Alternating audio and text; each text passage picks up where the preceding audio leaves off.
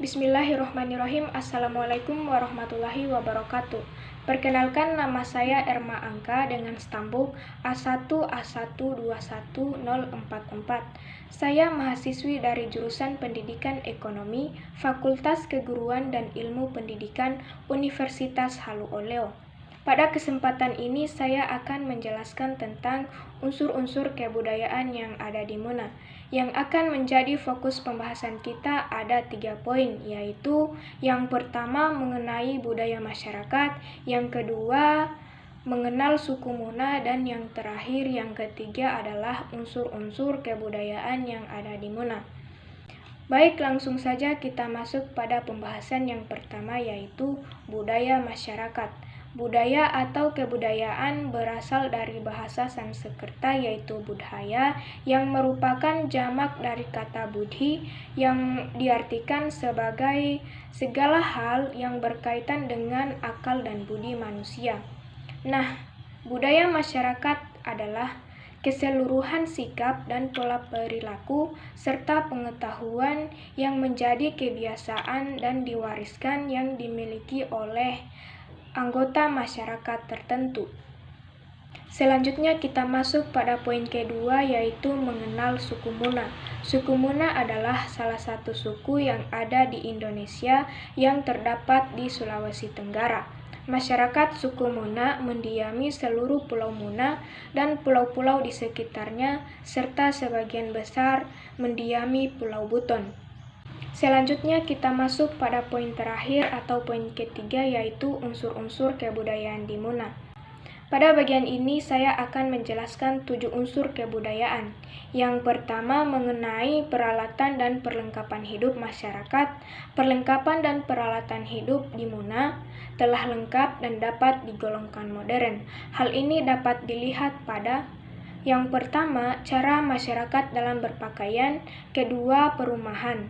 Mereka meskipun tetap mempertahankan rumah panggung karena identitas daerah Muna dengan rumah adat berbentuk panggung, namun warga selalu berusaha untuk membangun rumah batu yang disambung dengan rumah panggung tersebut. Selain itu, ada pula warga yang membangun rumah bertingkat, namun masih dapat dihitung dengan jari karena masih sedikit. Warga lebih tertarik membangun rumah yang luas karena rata-rata memiliki tanah yang luas.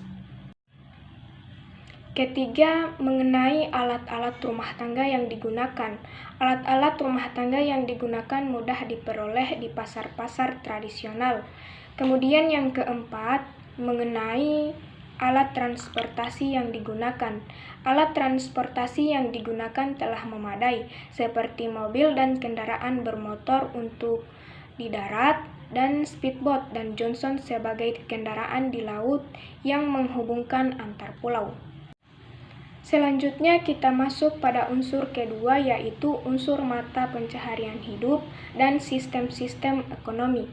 Mata pencaharian hidup di Muna bermacam-macam, yakni petani, peternak, pedagang, PNS, polisi, dan tentara. Nah, mengenai sistem pendistribusian dari hasil mata pencaharian tersebut tidak mengalami kesulitan karena antara satu dengan yang lain saling membutuhkan dalam kehidupan sehari-hari. Selain itu, untuk mengirim barang-barang ke daerah di luar Muna, banyak alat transportasi yang dapat disewa oleh para pelaku-pelaku ekonomi di daerah Muna. Selanjutnya kita masuk pada unsur yang ketiga, yaitu sistem kemasyarakatan atau kekerabatan. Istilah kekerabatan sangat dikenal di daerah Muna. Istilah-istilah kekerabatan di Muna ada berbagai macam, yakni yang pertama adalah ida. Ida adalah sebutan untuk ayah pada golongan Laode dan Walaka. Yang kedua, papa adalah sebutan untuk ibu pada golongan Waode dan Walaka. Ama adalah sebutan untuk ayah pada golongan Maradika. Ina adalah sebutan untuk ibu pada golongan Maradika.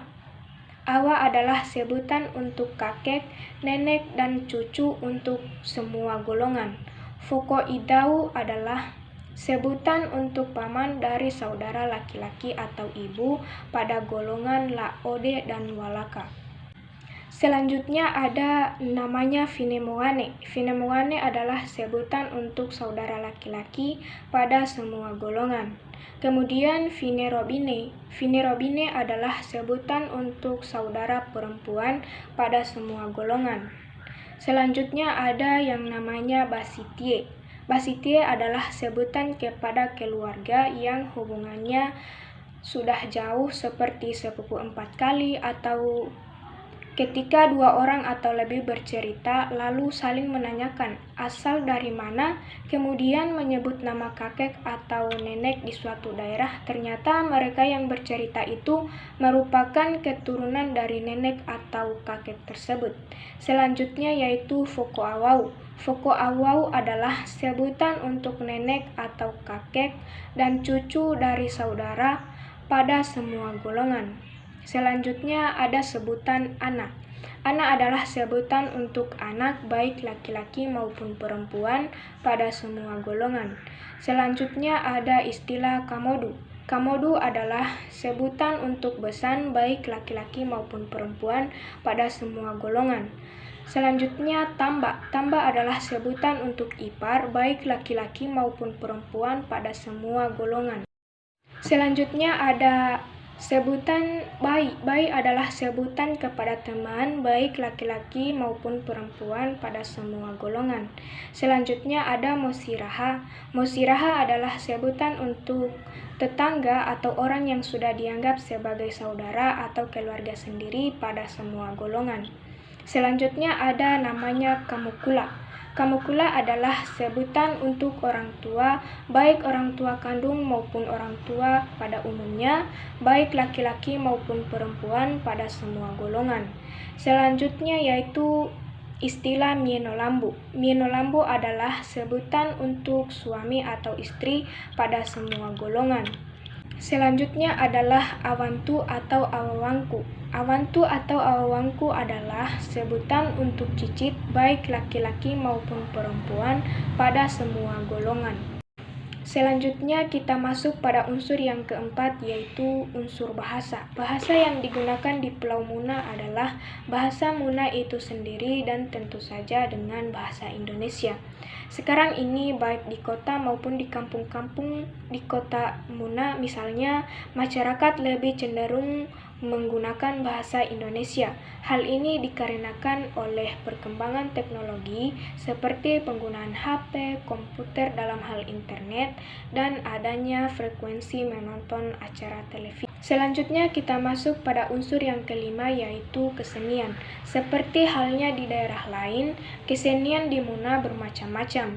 Seni rupa yang terkenal dan kelihatan di Muna adalah seni mengukir gambol dan kerajinan mebel. Seni suara ada yang namanya tradisi kantola, modero, dan gambusu. Seni gerak atau tari di Muna terdapat tari linda dan silat Muna. Selanjutnya kita masuk pada unsur sistem pengetahuan. Sistem pengetahuan masyarakat Muna telah memadai, di mana sekolah-sekolah telah tersebar dari kota ke desa-desa. Tenaga pengajar pun dari kalangan terpelajar seperti sarjana, diploma, dan magister. Dalam hal berinteraksi antara pengajar dan pelajar tidak mengalami kesulitan karena satu sama lain saling mengerti dalam hal berbahasa. Selanjutnya kita masuk pada unsur yang ketujuh atau unsur yang terakhir yaitu mengenai religi. Penduduk di Muna mayoritas memeluk agama Islam. Baik, itulah penjelasan dari saya mengenai unsur-unsur kebudayaan yang ada di Muna. Lebih dan kurangnya saya mohon maaf. Saya akhiri dengan ucapan billahi taufiq wal hidayah. Wassalamualaikum warahmatullahi wabarakatuh.